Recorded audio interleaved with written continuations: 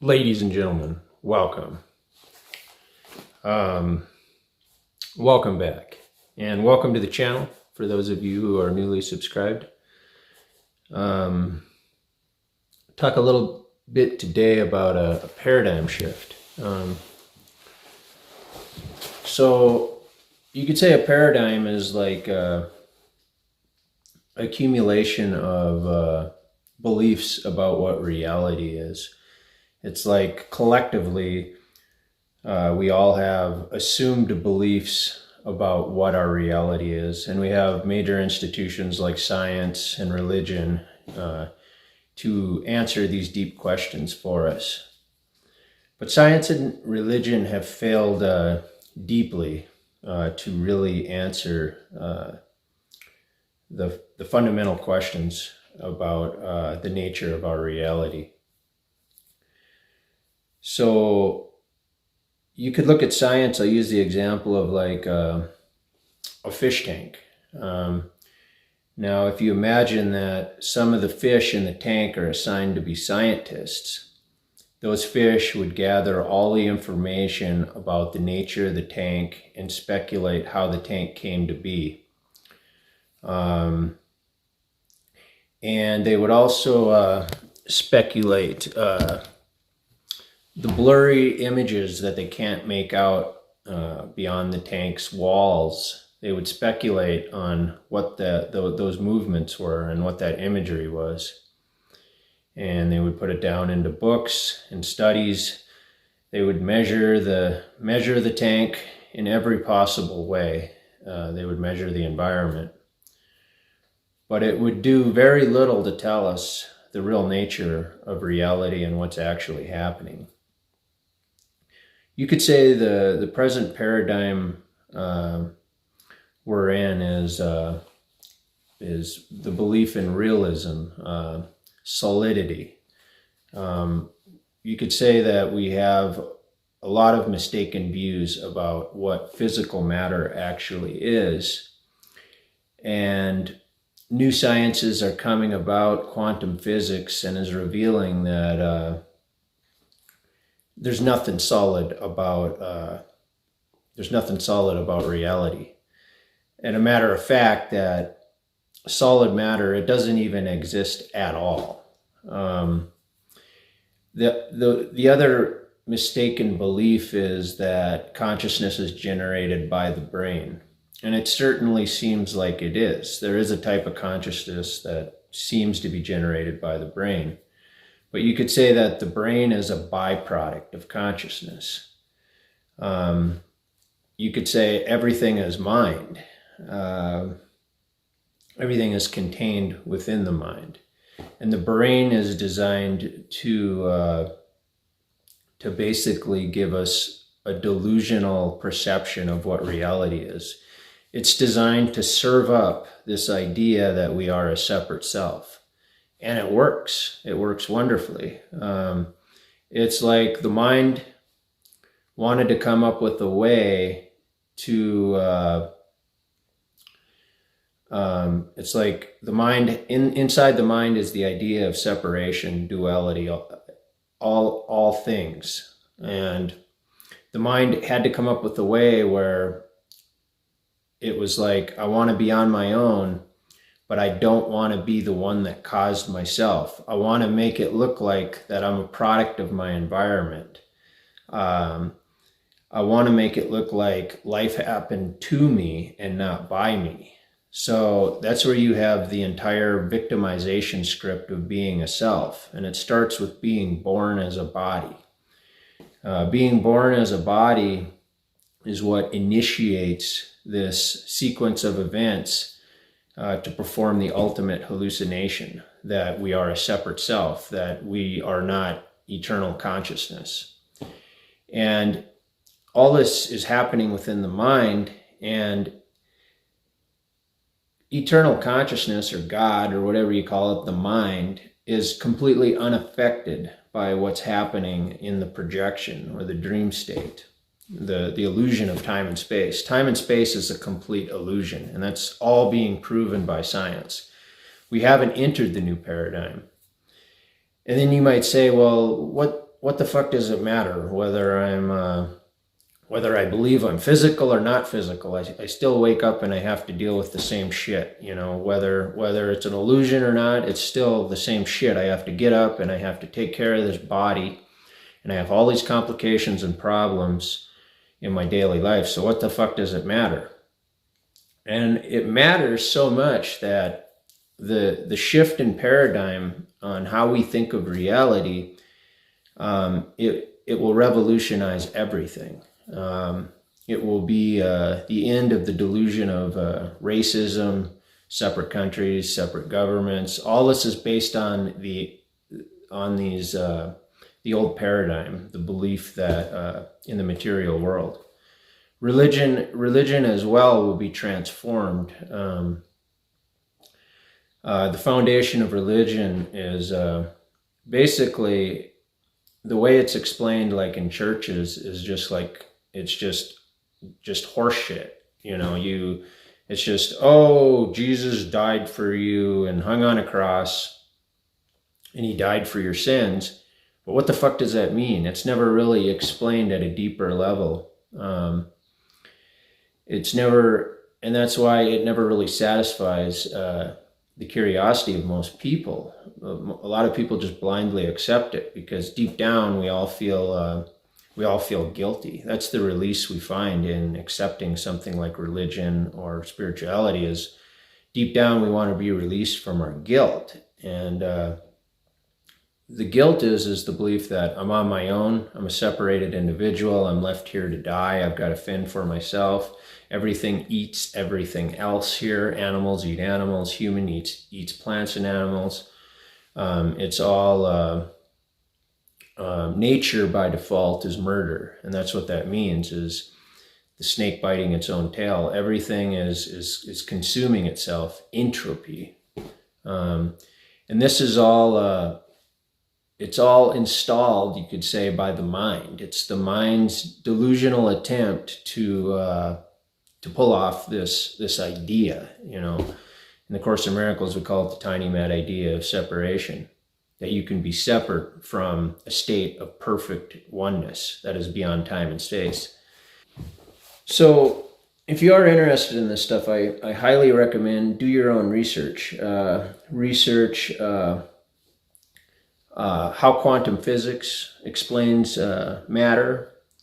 And I mean, you don't have to be a fucking scientist. It's like you can look this stuff up and you can put the pieces together. When you put all the pieces together, combined with an intense personal experience, you combine the philosophical, spiritual, the new science, new scientific breakthroughs in understanding matter, quantum physics, and you combine this with personal experience. It's almost like there has to be, and it happens to you when you're ready. It confirms itself. It's an intense experience, and it can come about in multiple different ways for different people. That confirms that everything you thought about reality and was told is a complete fantasy. It's a complete delusion. Science, religion, all the ways we think about God, they're all part of an old paradigm, an old part of a dying paradigm. Although it's kind of like what new science is confirming, the mystics have always known. That's I guess another way of saying it. What else here? Let's see, getting beyond personal enhancement. So a lot of modern day spiritualities, whether it be New Age or whether it be Christian fundamentalism, is all tied together with prosperity teachings. So a lot of people have the mistaken idea that this is what spirituality is, that it's teaching you how to be a better biological machine, how to make more money, how to win friends and influence, basically like be a better player in the game. And this is not real spirituality. Although these things happen naturally as you start to unravel the unconscious guilt within yourself. Because the unconscious guilt, the belief that we separated from God, manifests itself in the dream as lack, poverty, fear, suffering, all those things we attract to ourselves when we're carrying when the unconscious guilt hasn't been resolved. We attract things to confirm our belief about ourselves. So if we believe I'm unworthy, I'm separated from God, God abandoned me, or I abandoned God, or you could maybe take the word God, remove the word God, and you use whatever word, mind, Buddha nature, love, whatever. The word God usually brings people into their religious indoctrination as a child, and it's like, oh, don't give me that horse shit. That's not what I'm saying when I say God. And so that's a very good distinction to make, because when the word God, 5 people sitting in a room, you say the word God, and they go to 5 different perceptions and ideas about what God is. To get what God is, you got to get beyond the concepts. It's like all our beliefs and concepts about God is what's actually blocking this experience in the present moment. So let's see, where was I going on with all that? Getting beyond personal enhancement. So not to mistake, that is part of the journey, that happens naturally. It's just, don't think that that's the goal of spirituality, is just like making more money and becoming a better player in the game. That's just part of it that will happen naturally as you unravel the unconscious guilt within yourself. I think that's what I'm trying to say. So yeah, and maybe I should talk a little bit more on that. The unconscious guilt really is the source of all fear, poverty, and lack. It all goes back to the original moment when we believe that we pulled off the impossible and we separated from what we were. We separated from perfect love and oneness. And that's what we carry with us unconsciously. And that also is the reason that we desire to see guilt in others. We're fantasized. We have this unconscious desire to see guilt in others. That's why we turn on the news, we hear, oh, there's the guilty one. There's the guilty one. Or in our personal lives, family, friends, it's like, oh, what did they do? Or, oh, they're the guilty one. It's, oh, there's the guilty one. It's just, your whole life script can be that. Who's the guilty one? Who's the innocent one? Whose fault is it? I mean, your whole day can be consumed in that thinking if you're in that lower nature, if you're in that lower state of consciousness. So you believe you're guilty inside for separating from God, even though you wouldn't acknowledge that intellectually or anything. It's usually just buried in people. But how it manifests itself is in seeing the guilt in others, the guilt game that we play in our personal lives. And we don't even know why. We don't even realize the game that we're playing. So that's huge, is releasing the unconscious guilt. That is the whole goal of spiritual practice, is to remember our oneness with God, is the way the mystic, in mystical language. But sometimes that can be a big turn on. Oh, that's just, don't give me that woo shit, that woo-woo shit. Sounds like that woo-woo shit. That sounds like a bunch of new age garbage. Or don't give me that Christian crap. Or another thing, other defense mechanisms, is you might lean into the fundamentalist side and all that shit's bullshit. You need to find Jesus Christ. That's the only thing that's going to help you. It's that kind of thinking. There's so many different sides and so many different self-deceptions that you can get in. But religion and science, religion and mysticism, mysticism, science can all be used as as metaphors and tools to help us understand something that's very hard to understand. Because the whole ego mind is the opposite of spirituality. It's the opposite of oneness.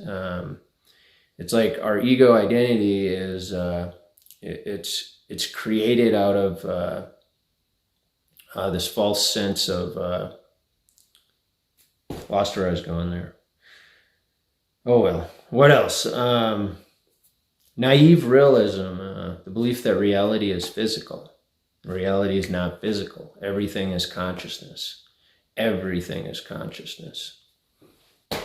Anyway, better close this video with that. And I will look forward to making more videos. Hopefully I can stay motivated. It's very hard to make these videos. Not easy at all. Because I upload them and then I think, oh my God, man, listen to the way I sound to, think of the way these words sound to certain ears when it falls upon certain ears. I just think you're fucking crazy or something. But that's okay. That's what this, that's what the next step is. It's getting beyond, pushing through the comfort zone and getting beyond the fear of what other people think. So, all right, I will look forward to seeing you on the next video. Enjoy.